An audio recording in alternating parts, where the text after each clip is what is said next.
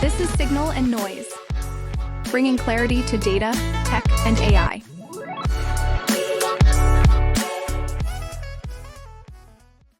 Hey everybody, welcome to 2026. Rio Longacre, my co-host, and me, Brett House, just returned from CES in Las Vegas, and it was a doozy. What a terrific show with a ton of phenomenal conversations. I think I've had 40 meetings in total in or around CES, and I think Rio can say the same.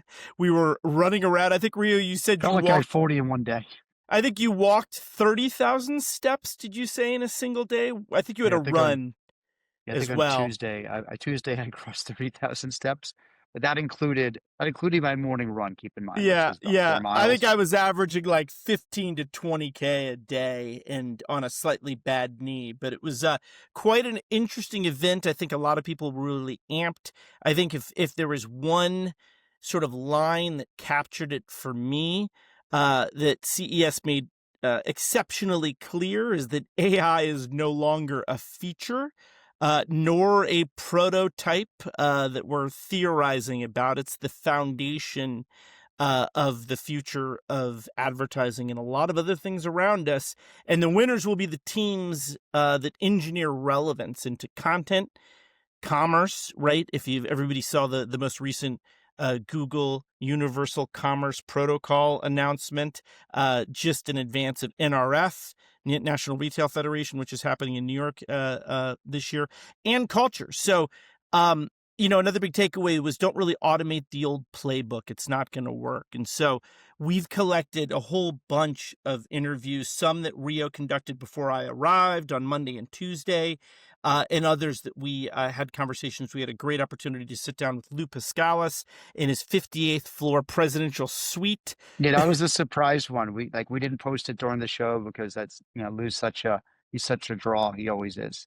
And he gave a great interview as always. Yeah, he said, come on up. And it was the most incredible view of Las Vegas that I've ever seen. We almost blew off his balcony. It was so windy that night. Yeah, it was like 50-mile-an-hour winds. You could hear it howling in the background. It was a beautiful suite, though. It was, Lou's done all right. Amazing. It did change my perception when you get up high in Las Vegas versus sort of being on one of the lower floors of, or on the floor. It made it feel almost New York City like, in a sense, seeing the sphere and all that sort of stuff. So, but my top 3 takeaways, Rio, and then I know you've got a ton. You had dozens of great conversations. Is, as I mentioned before, AI is the new operating system. It's really crossed the line from experimentation, which I think it largely was in 2025, to infrastructure.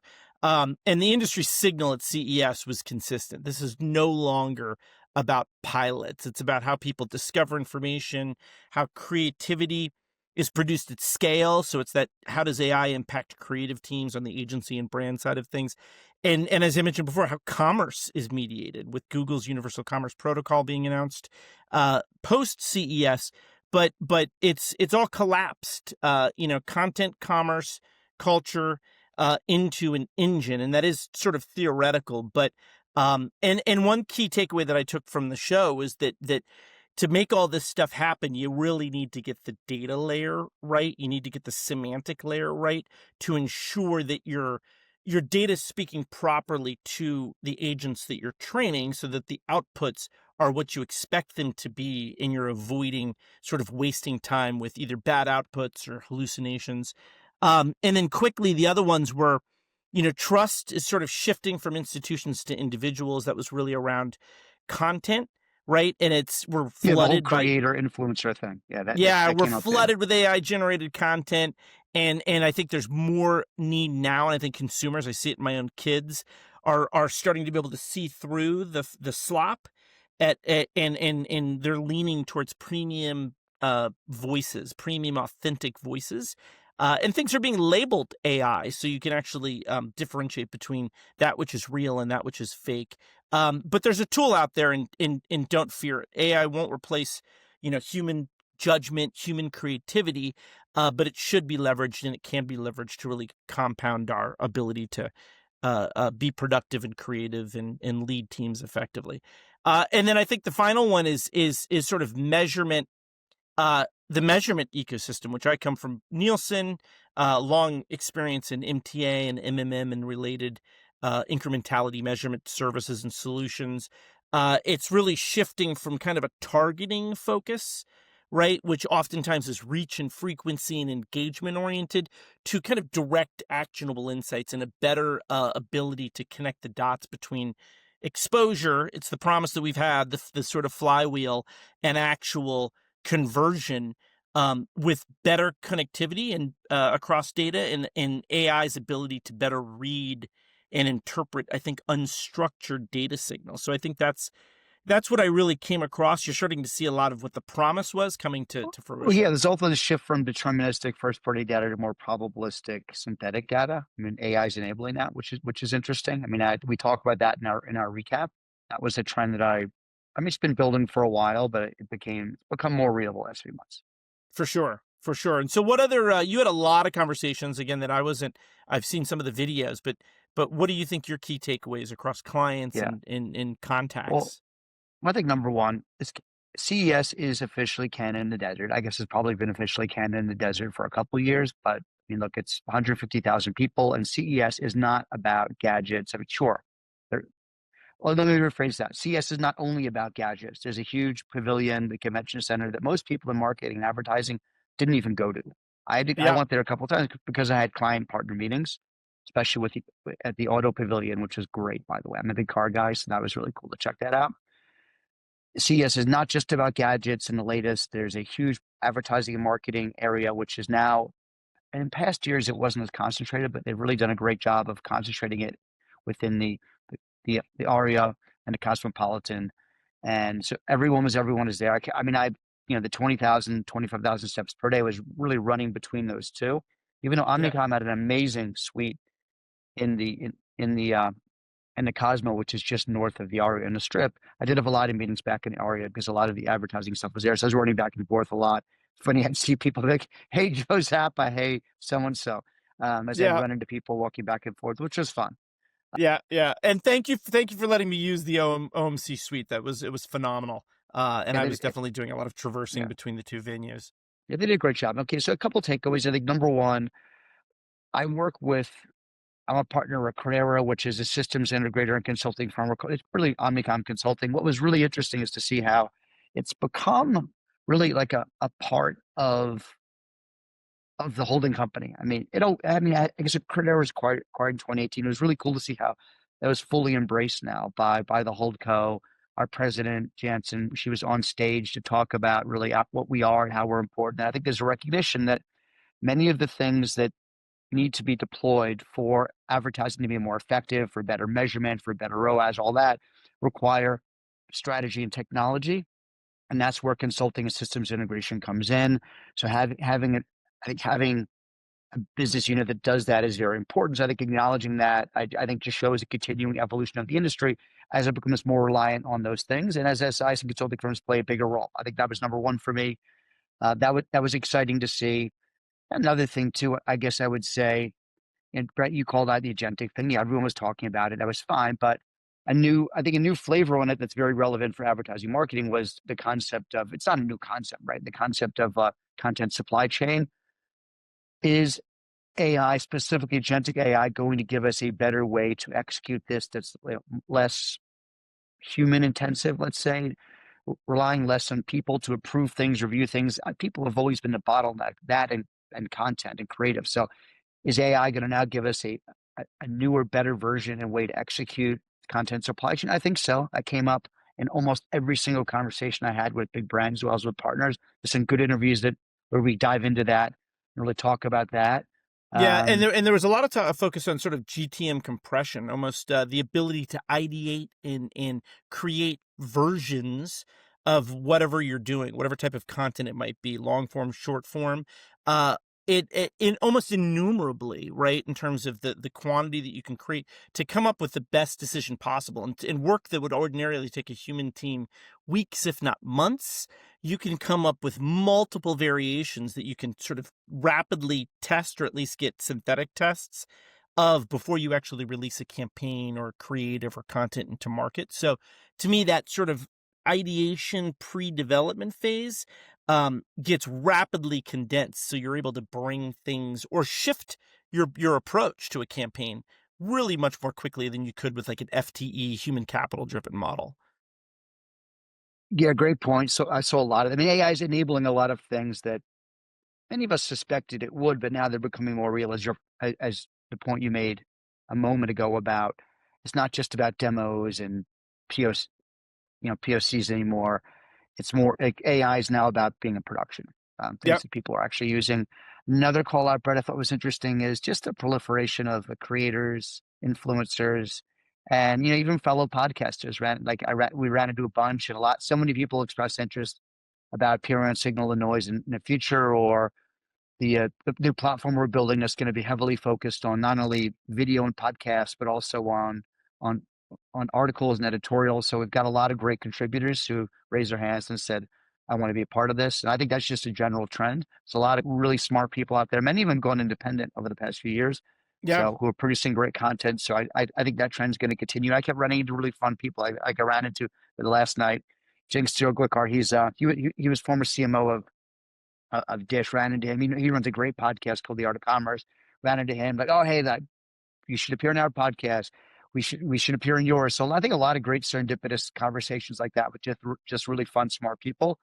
Yep. And that was The power operators and founders are looking for channels. They're looking for ways to talk about the things that they've learned and talk to the people that they know and trust, the kind of power operators in the space. And it's super interesting because it's just getting a lot more intel out there that may not otherwise be accessible. 100%. So this, as you mentioned, is a compilation of the discussions we had. So it includes a couple, let's call them longer form takeaways or during the event, plus a bunch of executive interviews with some people that we thought are very interesting points of views or technologies or solutions out there. So enjoy this. It's a lot of fun.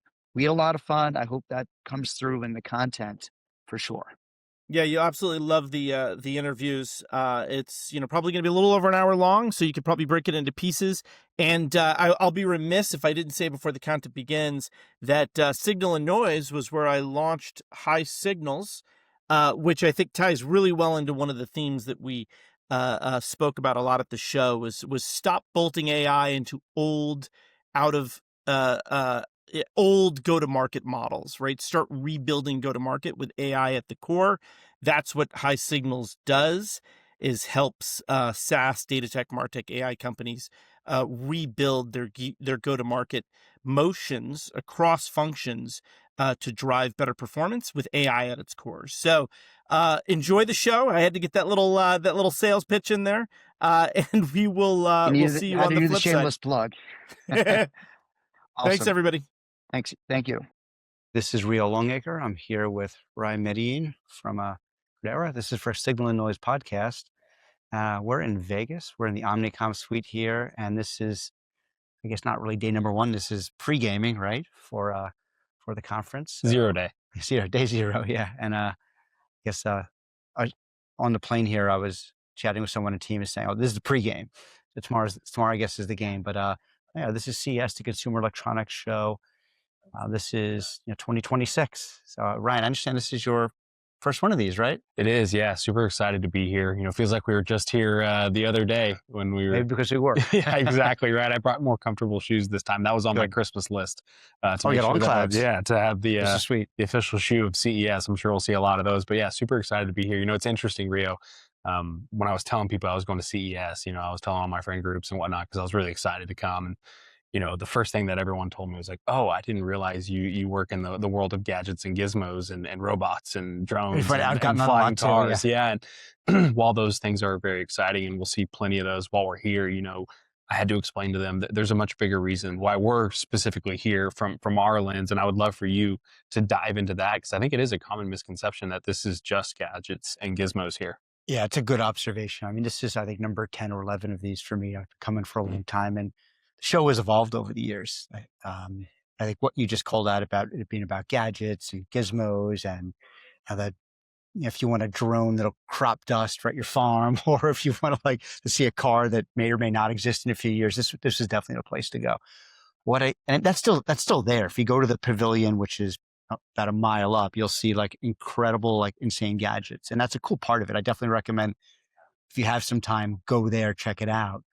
But CES has really evolved over the years, become one of the, I think, 3 tentpole events, maybe 4, you could argue, with possible becoming, but one of the 3 tentpole events for advertising, which has been it's a cool evolution. I mean, literally everyone is here. Like, we were walking down the hall before, right? And like, Terry Kawaja, the past us, he's the CEO of Luma, the main investment bank for ad tech. And, I think we already ran into a bunch of people. So it's become a big event. All of advertising, all of ad tech is pretty much here.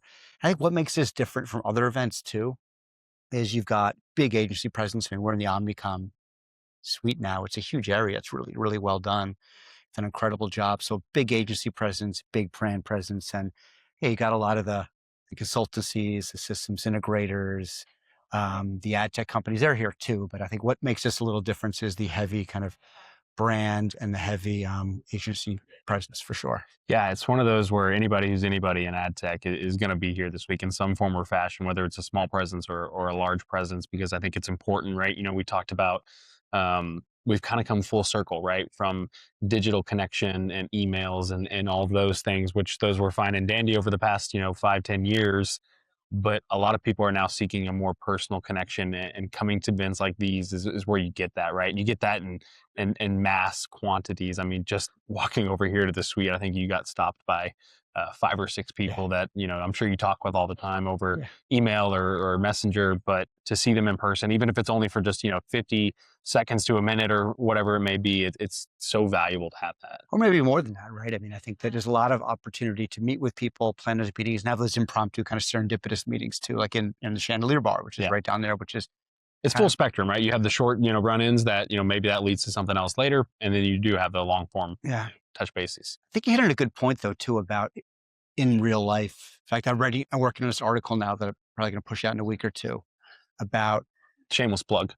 It is. But, we went through this like crazy time, like during COVID, where everything was, with the screen. It was like Teams overload, right? Zoom overload. And I think it's been a really cool return now to in real life. And I'm seeing a thirst for that. And I've noticed these events, whether it's an architecture event, Tealium, whatever these events are, reinventing, that more and more people are going, these events are better attended. I think I read like last year, over 150,000 people attended this. So, and I think this year will be bigger than last year. And all these events are getting bigger because there is this desire to spend time with people, break bread with them, neighbor into them, have a cocktail, meet for breakfast, have a coffee. I think that's increasingly how business has always been that way, but I think there's more of a return to that now. And I think it speaks to the fact these, the popularity of these events is getting more, and I'm expecting this to be a big one. If you look at hotel rates, for sure, this is going to be a popular event. 100%. I'd love to ask you in your perspective on this, Rio, as you head up the ad tech practice at Credera, within those coffees and those drinks or those dinners or lunches, what do you look to get out of a week like this? Kind of a combination of things. I mean, I think number one, spending time with partners and clients and colleagues. I mean, there's a ton of that, right? But I think number 2 would be business is going to get done here. I've got a bunch of meetings set up with brand clients, with partners, and with some meetings with both, where we're talking about actual work, real projects, moving forward, moving the ball on things.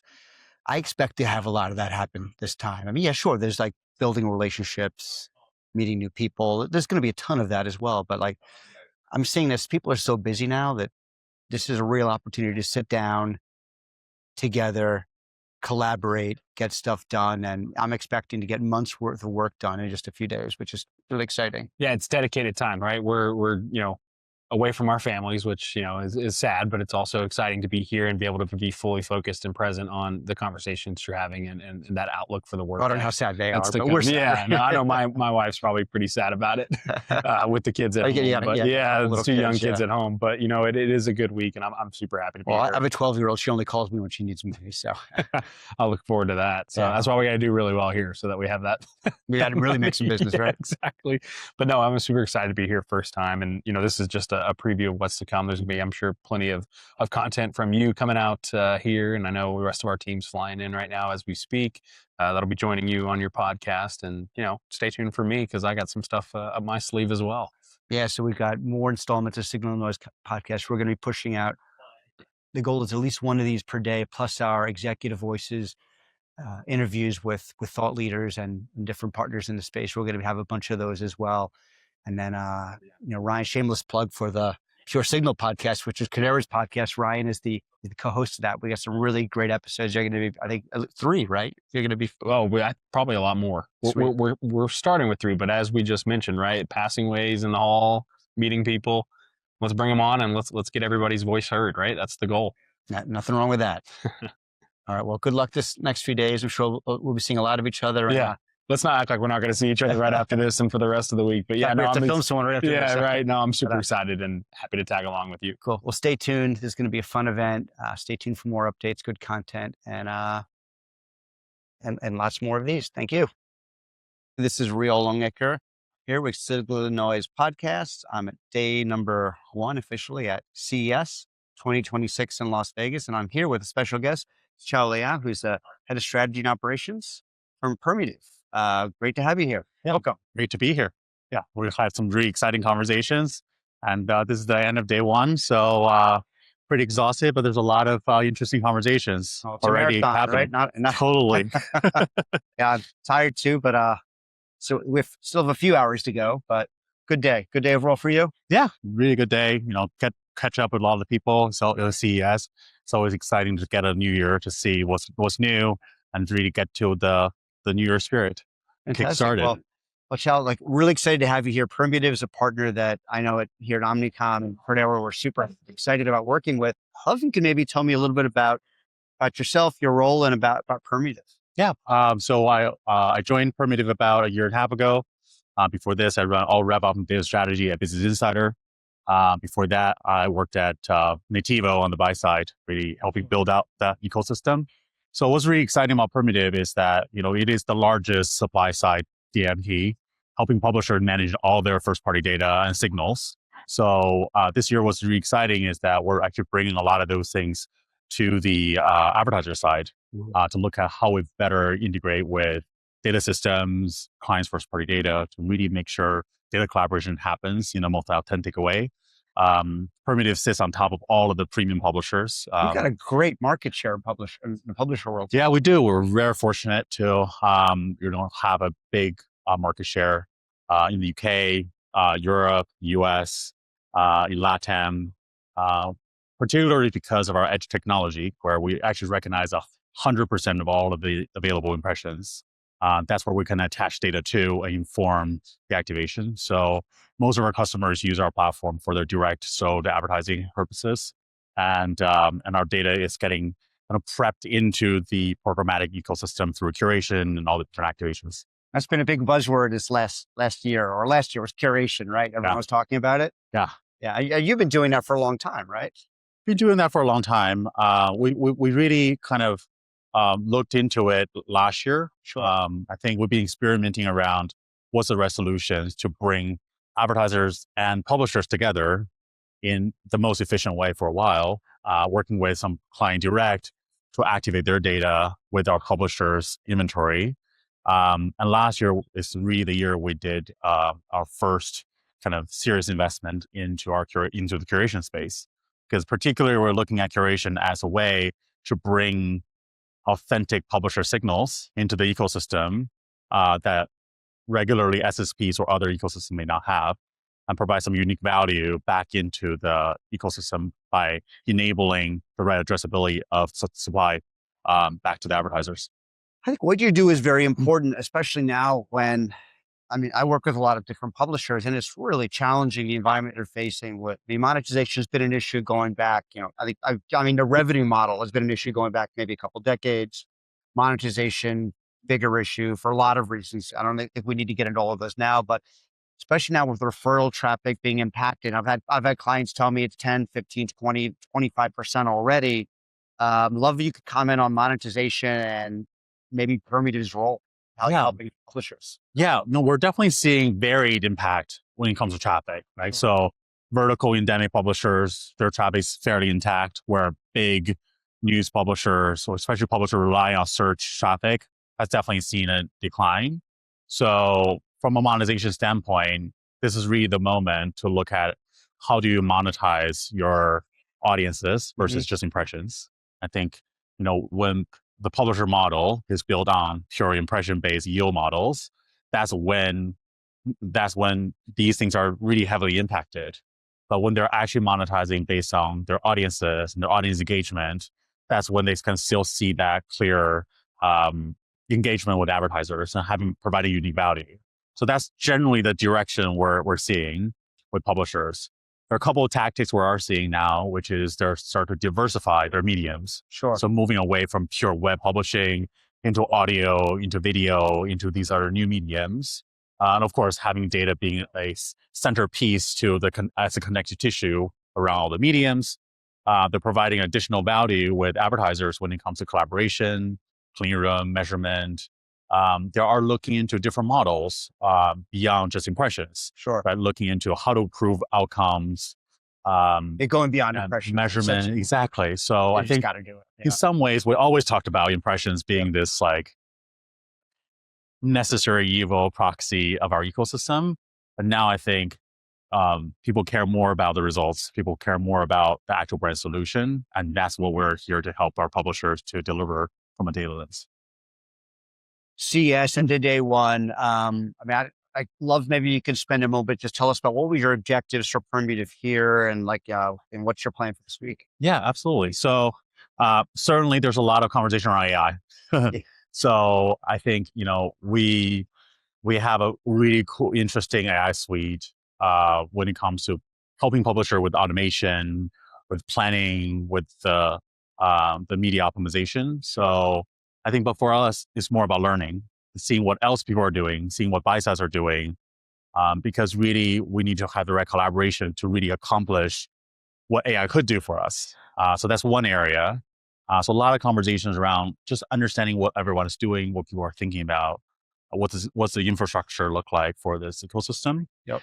The second area is really, is a good time to connect with all of our activation enrichment partners. We're on one side, we help collect all of the data assets for publishers.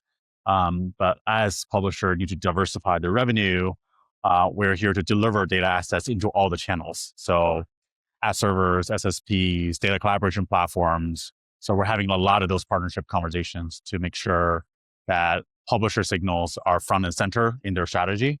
And then we're able to deliver these publisher assets into as many platforms as possible. Day one is almost in the books. You got a couple more days. Best of luck this event. And when you get back, you're from New York, right? Yes. When you get back to New York, definitely give Joe Root my best. I'm a big fan of his, and he was on my pod actually, beginning of last year. So nice. He's a very smart guy, and you've got a good crew over there, Permutive. So looking forward to working together more. Yeah, you as well. Thanks for having us, and happy 2026. Same to you. Hi, this is Rio Longacre here with Signal and Noise podcast, and this is a special edition for CES 2026. So this is now day number 2, right, Ed? Yeah. Yeah, they all blend together, don't they? Yeah, I don't even know which one it is anymore. Day number 2 at CES, and I have my friend Ed Scalaris here. He's the founder of Alargo AI, which is a really cool solution. I've known Ed for a while. I think we met in Amsterdam, actually. Yeah, exactly. Yeah, at IBC, which is the International Broadcast Conference, a few years ago.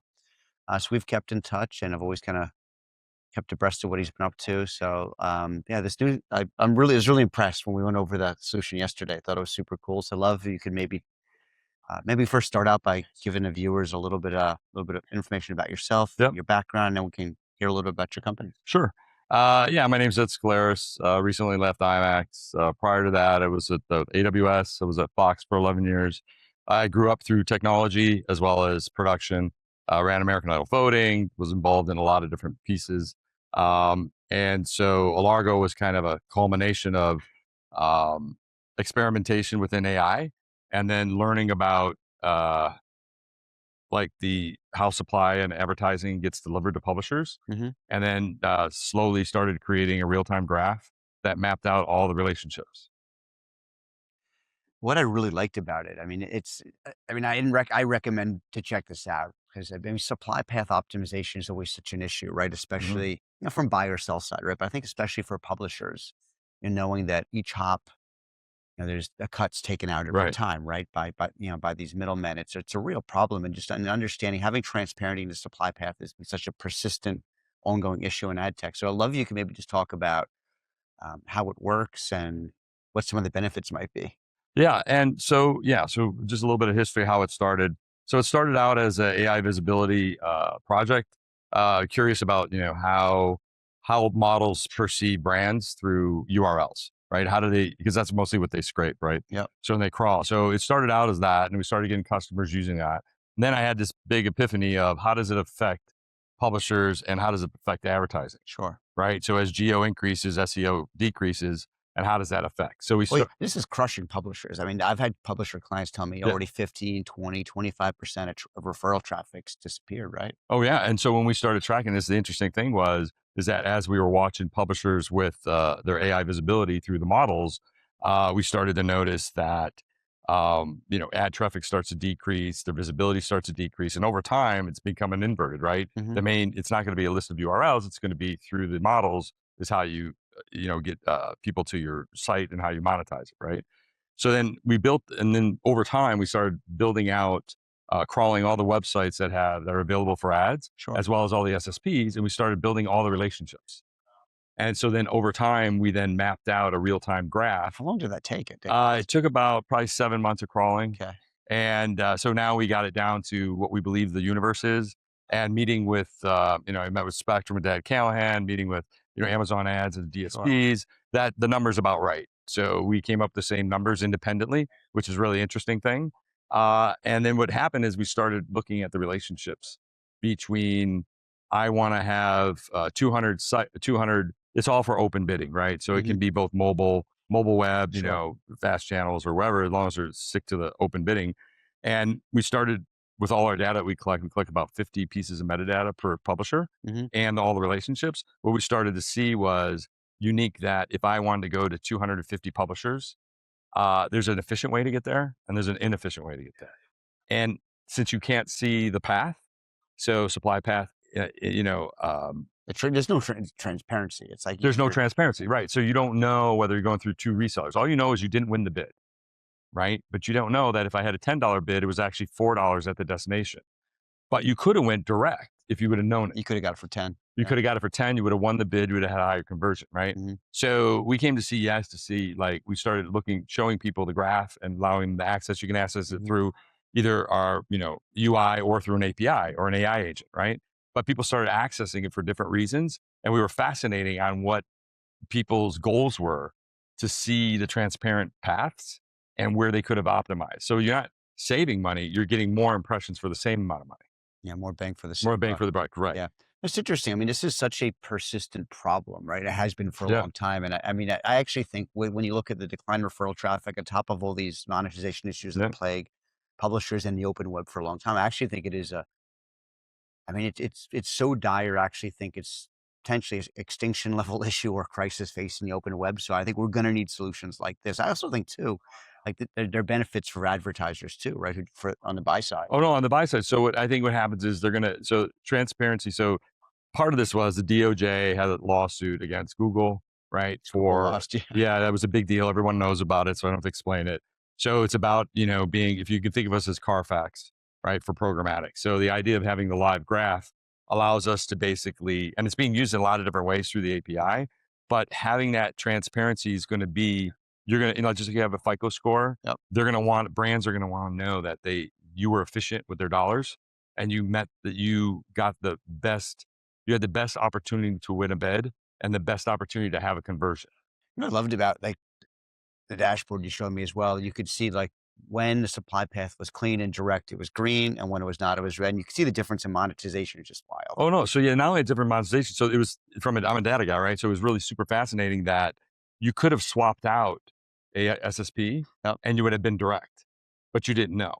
And then the other thing is, so let's say you have part of the data that we see is that you have a publisher, you're going through this channel and you're going as a reseller, but you don't have an opportunity to go direct.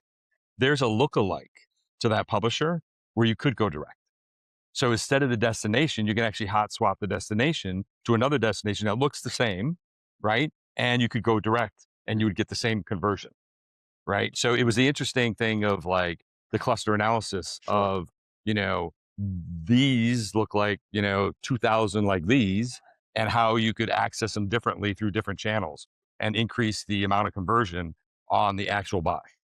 So it benefits for both buy and sell side. So Yep. it's super cool. So if someone wants to find out more about this, how would they contact you? They can go to Largo AI. So we don't charge to look up publishers.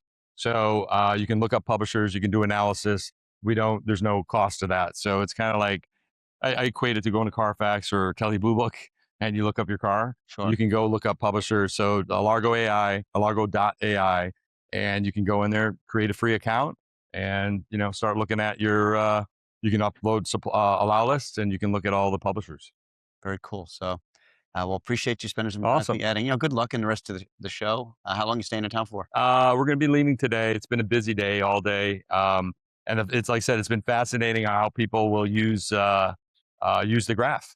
So I'm looking forward to hearing new ideas. Also, Good. Well, best luck for us to show. Safe Awesome. travels back to SoCal, and hey, good seeing you as yeah, always. thank you. Appreciate Thanks, my it. friend. Hi, this is Rio Longacre here with Brett House, co-host for Signal and Noise podcast. We're with a special guest. We teased it up earlier. We didn't say who it would be, and it is the one and only Lou Pascalis. Hey, everybody.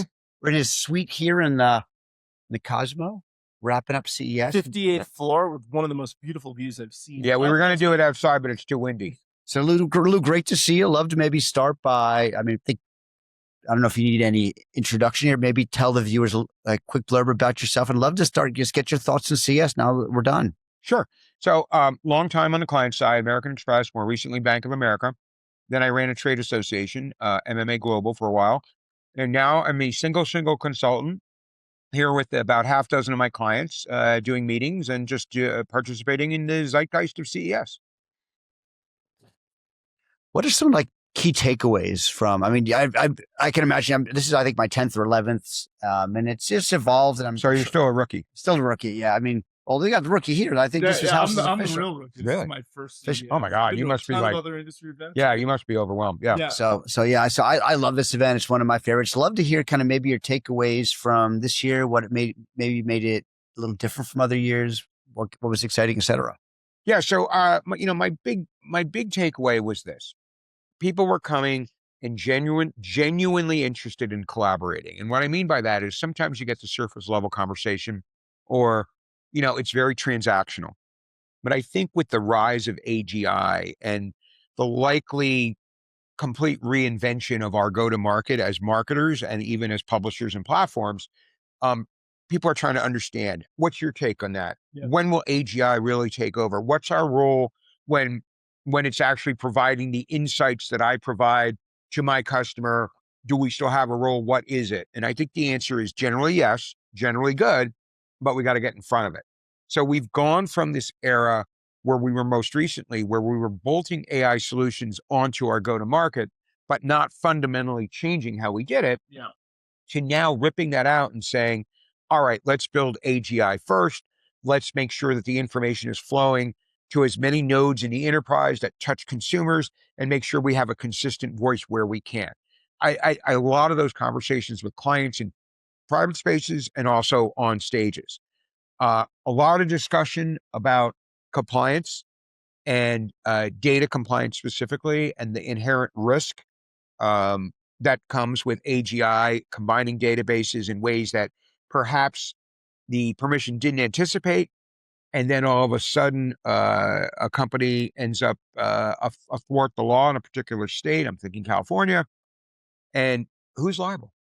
Yeah. What do we do about that? So there's a lot of that conversation. Well, and AI does so well with managing unstructured data. We were Yeah. talking about sort of the rise, the re-rise of The probabilistic same question. I love it. Yeah, yeah. data, right? Which seemed Weird. to be, there was all this focus on first party data and the quality of signal and identity and data hygiene and resolution. Now it seems like you're building these semantic layers that can just suck in huge volumes of data that could be quantity over real quality, and you're allowing the agents who are kind of being instructed by that middleware to basically come up with, you know, high probability probabilistic outputs. Yeah, right? well, yeah, I think what you're talking about is something that the industry calls digital twins. So if you're a major bank and you have 68 million customers, if you use their first party data, you have all sorts of risk, right? Even if it's just perception risk, you know, reputational risk. Oh, how are they using my data? But if I build digital twins using AI, Which is a synthetic. the synthetic, it's Yeah. 68 million synthetic customers. Yeah. That is absolutely, and then I can model off of that, right? I've heard that expression, digital twins or synthetic twins. I've heard that half a dozen times in the last 4 days. Yeah. It's incredibly valuable, and there's nothing wrong with it. You're not exploiting your customers, you're protecting their data, but you're also making the investment to actually deliver more relevant experiences, whether they're on your platform or on a third-party environment. And without the risk of compliance and consumer identity data. I don't want to say no risk. There's risk in everything you do, but there's much less. Yeah, and we were talking about how it's sort of that meta learning, you know, when AT&T came in and Meta was collecting all that mobile data, right? And I remember we used to see this when we had a startup like 25 years ago. I was like, oh my God, look at the access to incredible. data that we were a startup with like a couple of college kids. Yeah, and it was just bleeding out. We could just see everybody's like their entire identity and flow, right? And then AT&T came and Meta made the argument and proved it out that you could do this almost entirely synthetically, right, and still have the level of fidelity and that's accuracy. what the big platforms are doing. Yeah, that's definitely what the big platforms are doing. So good conversations around that. And as you know, I'm a bit of a governance wonk. Are brands, speaking of governments, are brands, do you think, getting more comfortable with the concept of using AI to generate content? I mean, there's a lot of discussion I got pulled to do about content supply chain. It's a very big topic. So one of my best friends is an agent for many content creators. And we were talking about not an agent in the artificial. No, a human. I have a human best friend for now. And he lifelong entertainment industry executive, very accomplished. And we were talking about why there is this decline in a lot of the views and the revenue that's coming off of the major platforms like TikTok and Insta. So anyhow, the platforms have figured out that if they use AI creators or AI creative, they don't have to pay those creators a rev share. So now they're starting to prioritize non-human created content. And I was talking to Jeff Green about this thing yesterday, CEO and founder of Trade Desk. And he said, I'm not worried about it, Lou. 2026 is going to be the year of premium content. Yeah. Consumers are very quickly going to learn to recognize not just AI slop, but AI produced content that isn't as relevant and resonant to them.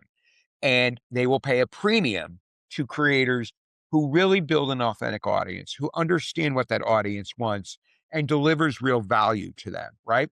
So there is a big, first mover advantage. If you have 3 million or 10 million followers on Insta and TikTok, you've already got a baked in platform. It's going to be hard for, upstart folks who don't have that followership, who are competing against the AI juice, the AI created content that the platforms are juicing. So there's going to be a perception of premium for great content producers. Yeah, and consumers are going to have this sort of discernment, right? Yes. And you're sort of leaving it to the competent consumer that can actually decipher between one or the other, and the real premium content's going to win out inevitably over the slop. Let me give you the benefit of having attended Shelley Palmer's amazing session yesterday at the C-Space that CES has. His last bullet point on his 6 priorities for 2026 are default to distrust. And that isn't as a consumer, but also as a marketer, right? Are we working with someone who really understands? Let's take the marketer side first. Are we working with a partner who really understands the risk in combining data signals that aren't permissioned that way? Are they governing in such a way that if the unanticipated thing happens, they detect it before the regulator does? Who pays for those fines, as I mentioned earlier, if there is a fine? Now, as the consumer, I think what we're talking about is a healthy level of skepticism. Yeah. I think it's just, we are like that. It goes back to Roman times, caveat emptor, let the buyer beware. Yeah. Let the consumer beware. Let them understand that, okay, this content is not human made. Maybe it has great value. Yeah. Maybe, you know, I'm one of the 30 million Perplexity users, not as I also have ChatGPT, and that has 800 or 900 million users. I like the way Perplexity answers the question. I sometimes am skeptical of it, but it gives me a great frame. And then I can go deeper into things that and I can validate with another platform. I think the consumer now is going to spend more time, and we have an expression that goes back to the early days of my career that I think will become very valuable here called media pointillism. And in media pointillism, the idea was you would get a little bit of your news from CBS, and then you'd go to New York Times and read the same story, and then you'd go to NPR and listen to the same story. And you got you put those 3 dots together, like Surratt, right? And you would actually form your own view of the news. Is this the news story? What's the center of it? Yeah. I think we're going to do that at The scale. truth is sort of coming together through multiple perspectives that might, in and of themselves, may not be true. 100%. Yeah. 100%. Lou, this interesting point too that you brought up, and I think that this gets back to the conversation we were having earlier. You're mentioning how like people want authenticity. They want to hear your opinion. Yes. Like you have clients reaching out and saying, Lou, like, tell us, what do you think? I've seen this generally like this. I think maybe it's just, there's so much AI slop. It's hard to discern what's real versus what's not, signal versus noise. And I'm seeing a return to that as well. People want to hear authentic, real voices. And I think maybe like the fact that there's so much, garbage content out there, I think it's helping drive that. What do you think? I think that's true. I think the one caveat I have to that is I also have this thesis, which is that people now trust individuals over institutions, right? Yep. Jim Acosta leaves CNN, and in 2 weeks has a bigger audience of subscribers to his podcast than CNN has on a daily basis, right? So at the same time that consumers are craving authenticity, they're actually going to individuals who they know, who they have a previous understanding of, and listening to them more than they are maybe to the platforms that they come from. There's a lot of reasons for that. We have a White House that is, questioning the mainstream media. We have people in general not liking the over-polished content that is maybe overproduced, but, under insightful. Yeah. And so I think it's going to be a rise of individuals. I think what it's bad for, though, is young people coming up. Now, there are all sorts of new creators who find their niche, but I think they're going to have to compete against, let's not call it AI slop, let's call it high quality AI content, but still not as trustworthy as human content. And they're going to have to find their niche when the platforms are probably going to prioritize that which is cheaper to promote, the AI created content versus the human created content.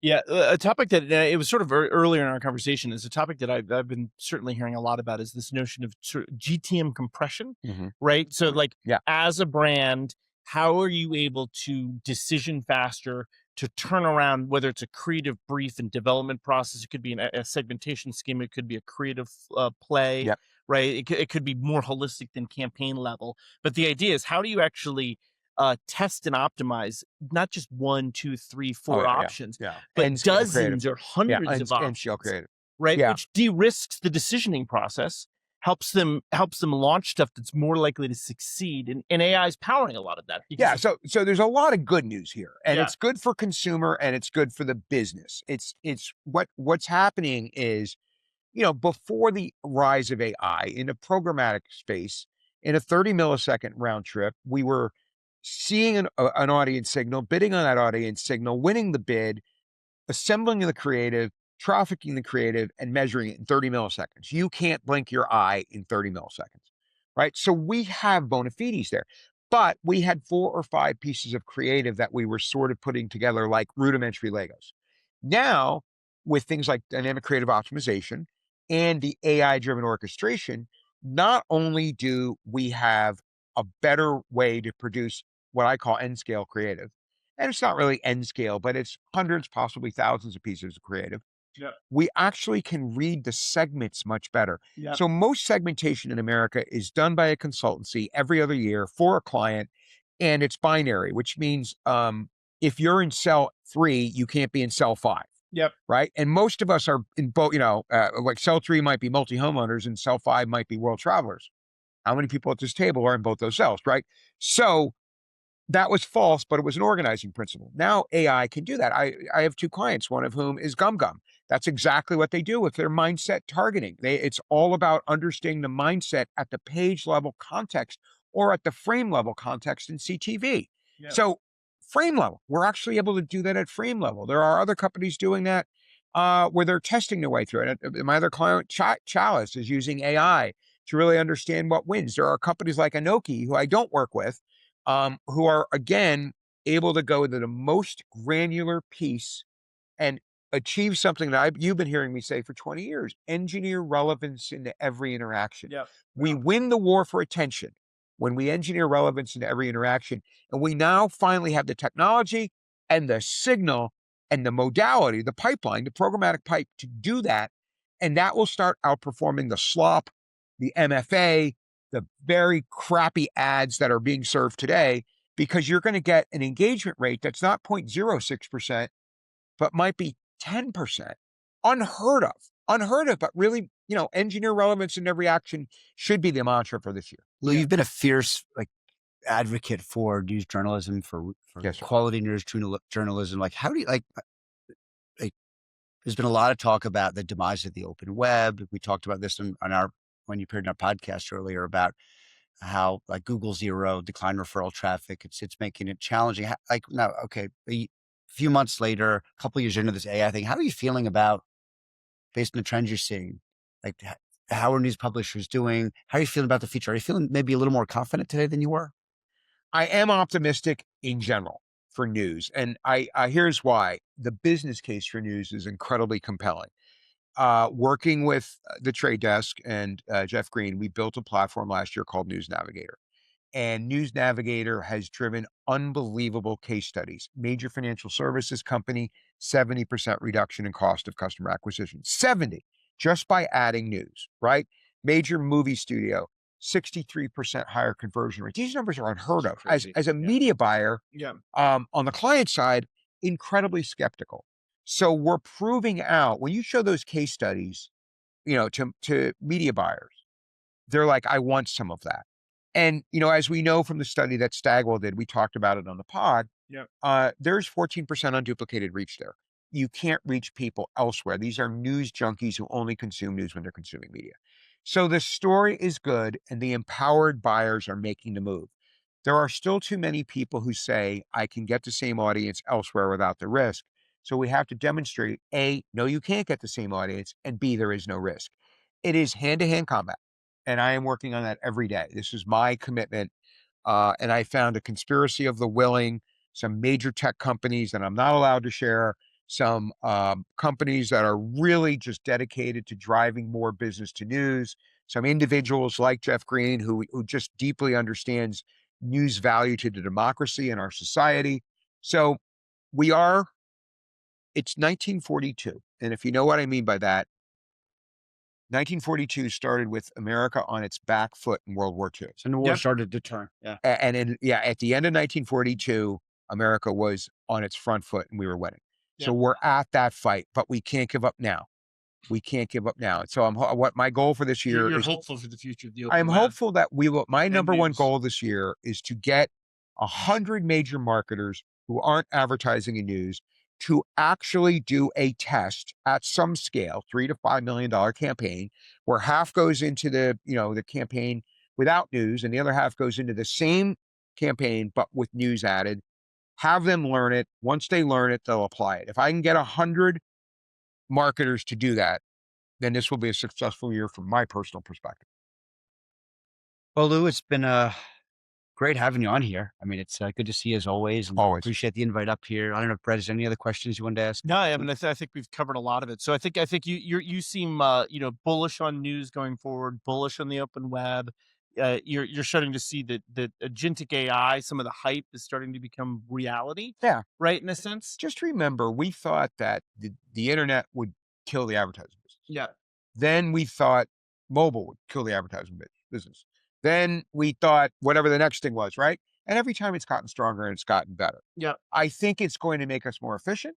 I think it's going to raise consumer expectations, but I don't think it's going to replace human intuition, which is what my business is, frankly, or human creative. Yep. It may augment it. Yeah.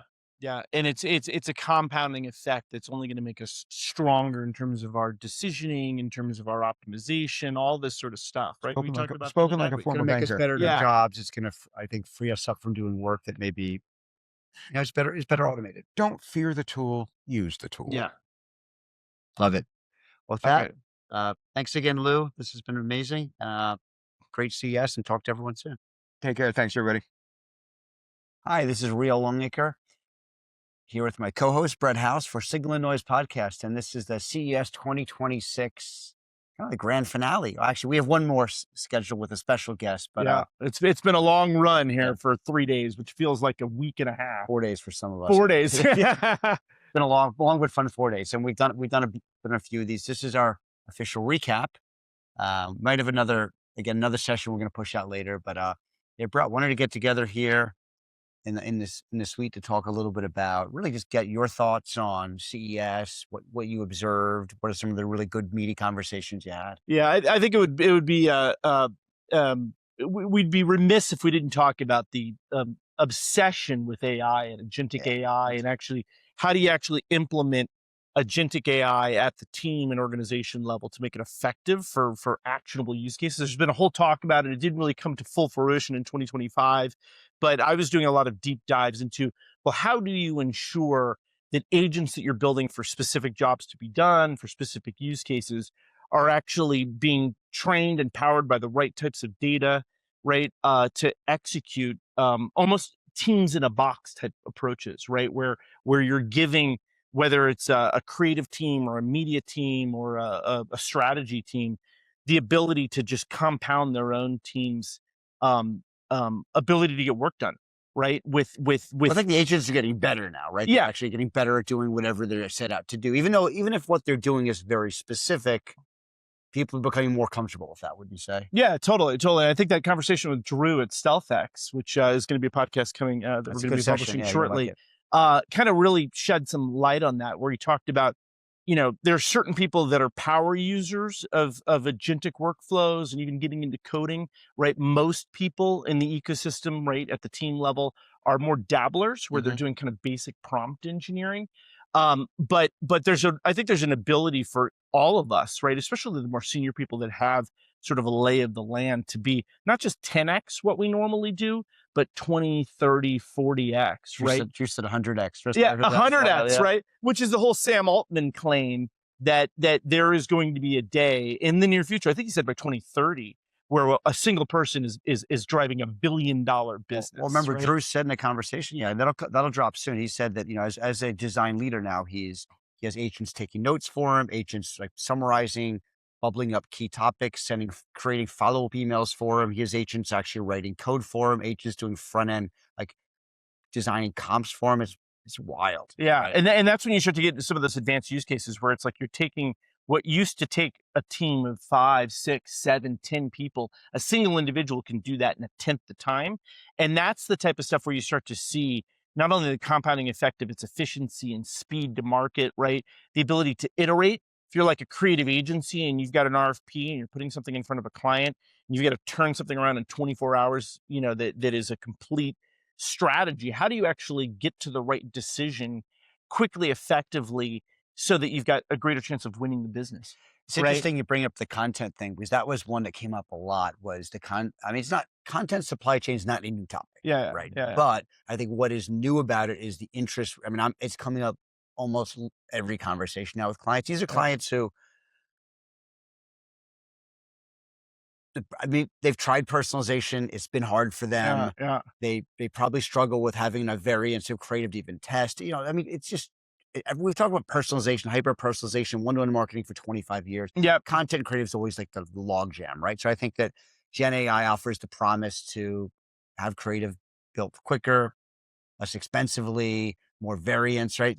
So I'm seeing a lot of interest now. And okay, can we now look at, now that AI is getting really good at building like high quality video content, high quality, any type of content that we're comfortable with, how can we put that into the workflows for reviews, approvals, regulatory compliance, all that stuff? Yeah. How can we do that? There's a lot of interest now. Yeah, I had a bunch of conversations this morning, and there's this sort of like speed to market. How quickly can you ideate and iterate just even at the ideation level, before you actually get an approval to run forward with your campaign build. And the term that I was hearing this morning a lot, just having conversations with this company, Carl, and a few others, was GTM compression, right? The notion that whether you're an agency or you're a brand, you're like, we can come up with 5, 6, 7, 100 iterations of a program that are fed by a whole bunch of different types of data, right? It could be fed by competitive analysis, market analysis, CRM data, right? You can start to flow all of this unstructured data into these learning models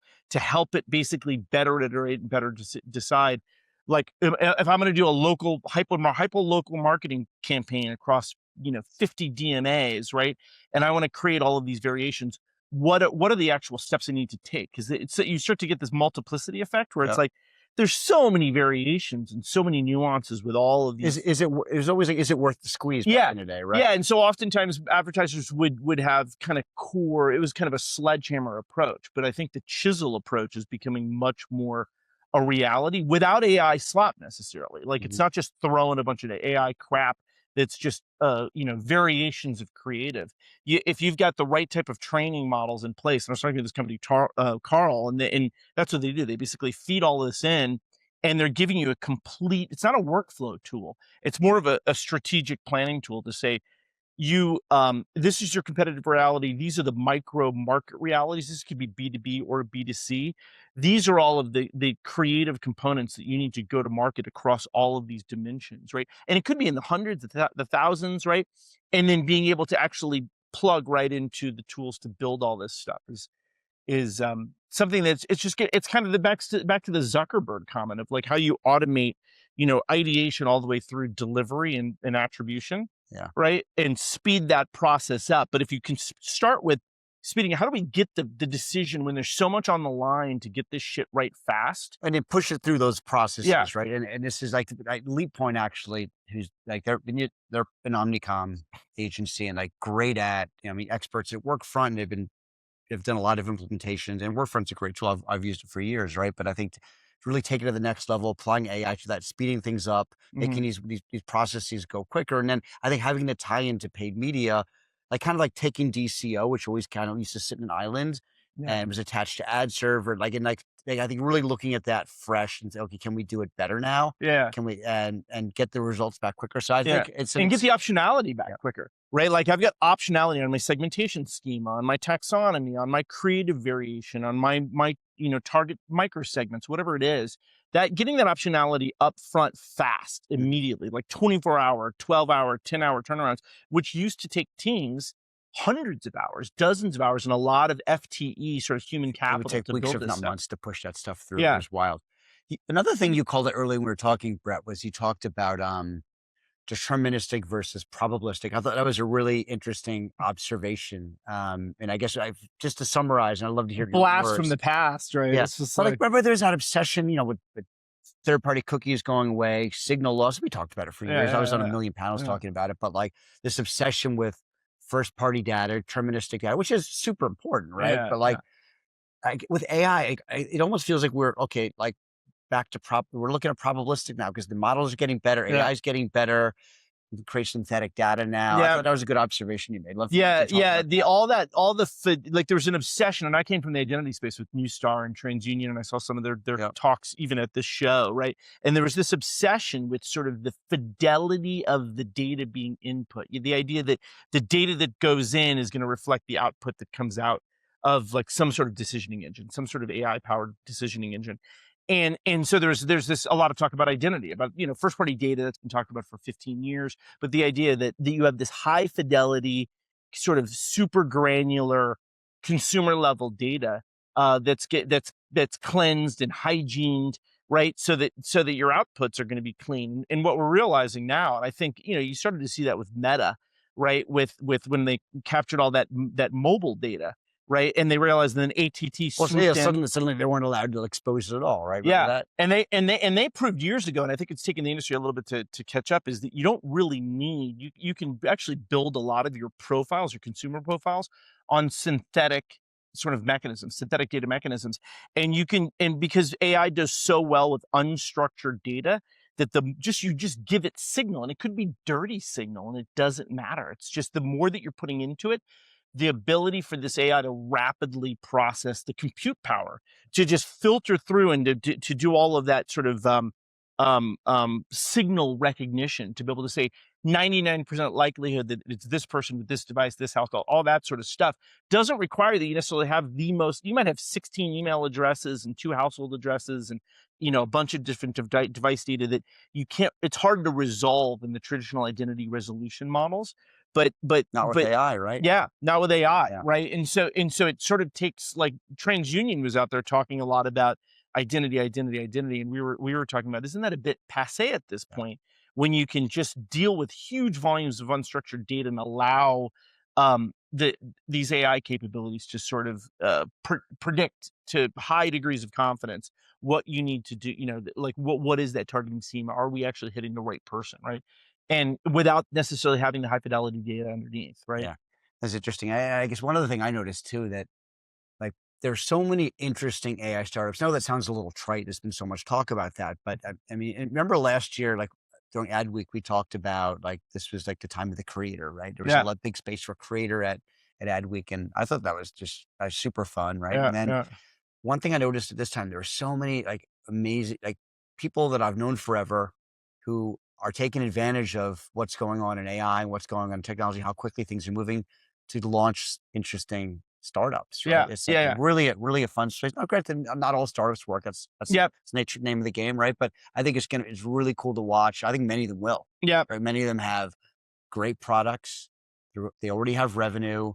People are trying it out.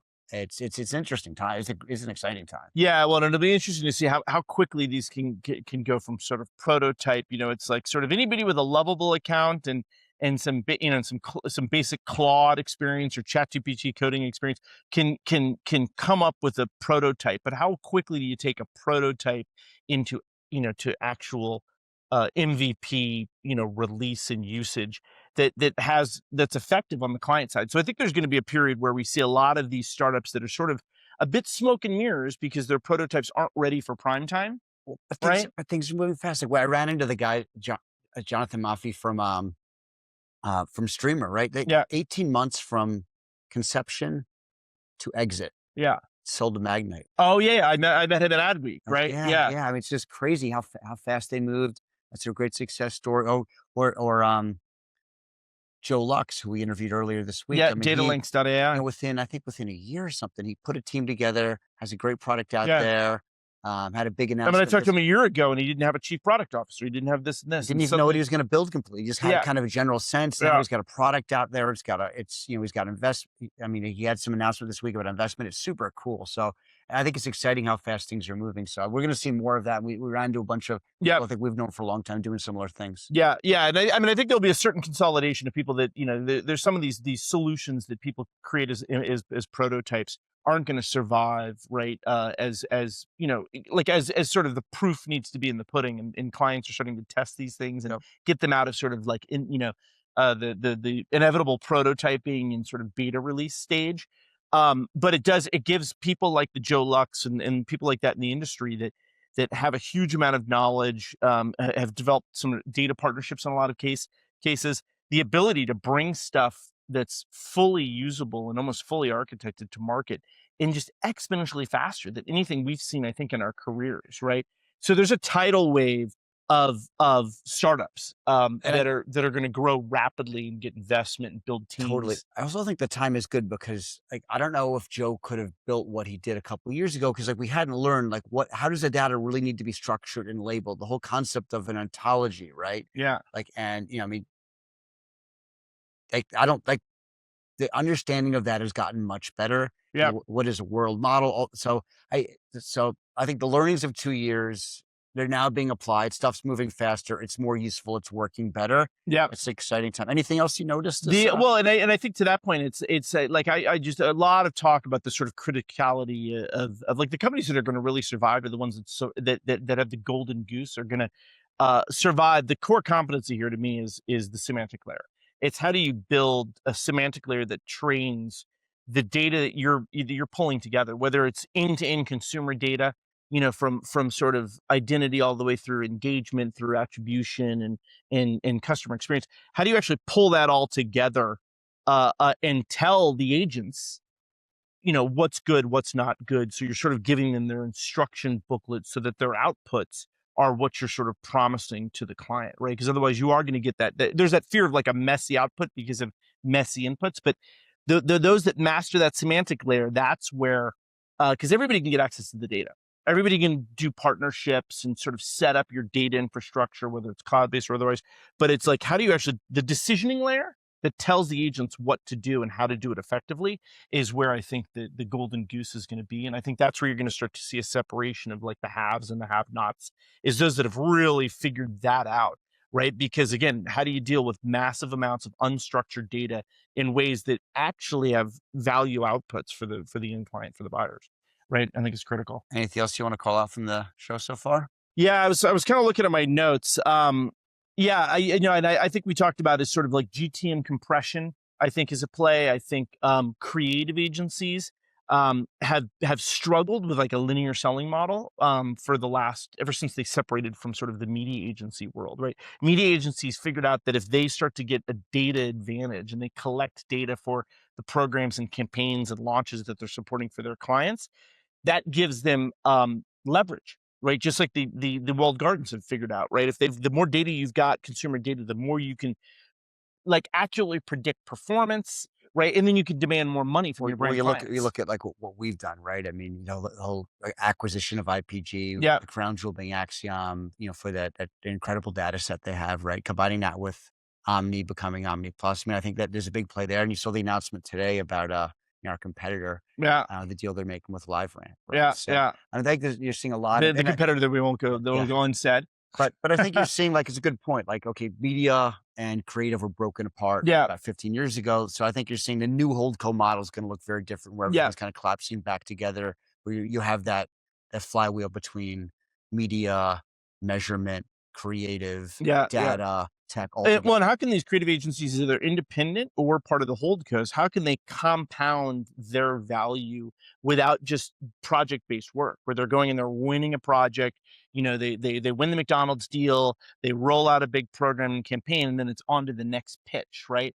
How do they actually gain IP that compounds over time, just like the media agencies have done with all this exhaust that they're getting from all the campaigns they're running? They can go back to the clients and say, this demands more investment here, here, and here. And so suddenly they're expanding the pie because they've got that data advantage. I think there's a future where creative agencies start to get an IP data. It's not necessarily performance data, but I think it's sort of brand IP, it's competitive IP. Well, they need to have their own IP to win and to retain business. Yeah, now. it can't be just make it pretty, design it, come up with the great idea that's going to engage consumers, and then move on to the next client. Like, I think they need to capture something they can build over time. Stagwell has their platform they're launching. Horizon Media has done some interesting things, building on top of Blue, which is their audience platform. And so they had a product now who's quite good. So I think you're seeing a lot of interesting moves in this space. Related to that, and we'll continue to see more. Yep, for sure. But this was a good show. I really enjoyed it. It was good to see everybody. Yeah, there's definitely, people were amped. There was definitely like, and I probably was more amped than the average person because it was technically my first CES. I've been to so many industry shows, but this is the first time I was on the ground. And I did feel like a palpable sense of excitement, and people realized that. And I think Jeff Green referenced it when he was being interviewed by Terry Kawaja. He talked about the open web and how there's actually like an opportunity for significant growth and evolution that's going to be advantageous to the entire advertising ecosystem. I'm seeing that type of it's sort of the abundance versus scarcity approach, right? Like there is a huge amount of optimism about how all of this thinking, all this stuff that we're sort of throwing at the wall for hoping something will stick, is going to result in some very interesting outcomes, both for brands, for advertisers, for data tech, right? That are going to almost force evolution. It's stuff that we've been promising for like 20 years. And now you're starting to see this stuff really, the cycles of development are so much faster that you're starting to see this stuff like, wow, we've been talking about this for 20 years, and suddenly you're seeing it happen. Good point. You know what's interesting too? Like I noticed this, like agencies, you'd expect this to CES is one of the 10 pole events. All the big agencies were here, bigger, more so than ever even. All the partners were here. I mean, like AWS is here. Like lots of people, Amazon Ads was here. So the hyperscalers and the tech companies were here. The brands were here. I mean, everyone was getting together. It was cool to see. And and it's been like that with CES in the past. And do you think it's a little bit more like Cannes Lions, more like it's a possible? can in the desert now, right? Yeah. That's really what it's become. I mean, it used to be more just gadget sets. It's become more of an advertising tentpole. Now it is, firmly established that it's one of them now. And, it's a huge event. It's about 150,000 people total. And they consolidated between the Cosmo and the Aria. They really consolidated the marketing, advertising folks in one place. I wasn't running to the Venetian and stuff like that. So it was. You're still running between those two, which is a bit of a task. I think it was 20-something thousand steps per day. But overall wasn't, I think if you add the Venetian, you're in 30,000. So. Yeah. And are we only seeing a microcosm of the larger CES? Because I saw less of the electronics and sort of the hardware component, much more of the software, data tech, MarTech, ad tech, AI play. Well, if you go up to the convention center, right? I was up there this morning for meeting up with Amazon Ads, and it was, and that's a big place. There's all the gadgets. It was cool. I walked around, and it was, what's interesting too. And that Amazon Ads pavilion, that is gorgeous. That suite is amazing. What was interesting too was the countries. Like I walked in there. There's Korea had their contingent there. Just the brand Korea being a leader in tech. It was cool to see, and they did a really good job. Apparently Japan did a good job. I heard some countries maybe did less of a good job, were a little less well organized, but it was cool to see that. And the tech was great. But I mean, that's kind of when I think of CES, I always think of the tech side. But now this is the advertising marketing side that was I thought they did a good job consolidating. It was fun. Yeah, no, for sure. So it was a great 2026 CES. It's not quite over for us. We've got a couple more things going on, but it's been fun and exhausting, and dozens and dozens of meetings and dinners, but I'm getting a real palpable sense of sort of like almost like economic momentum, tech innovation momentum. And I think CES is all about that, but I see that 2026 is going to be this year where a lot of exciting stuff starts to come to fruition, and it's like all the promises start to deliver. There's been a couple, I think, slow years, or ad spend hasn't grown a lot. There's been a lot of concerns about the economy. We're going into this year. There's some tax cuts. There's some maybe favorable things. Some of the chaos is maybe subsiding a little bit. So I think there's a general sense of, people are starting to feel, I don't know if optimistic is the right, but a little more positive. Yeah, for sure. Okay. Well, thanks everyone. This was great. Looking forward to more of these. We have a bunch of great podcast episodes that are going to drop over the next few weeks. I think we have 4 or 5 banked already, Brett, right? So let's look out for those, and then we'll continue this through IAB, possible, all the big events will be there representing and creating great content. So thanks again, and thanks everybody. Over.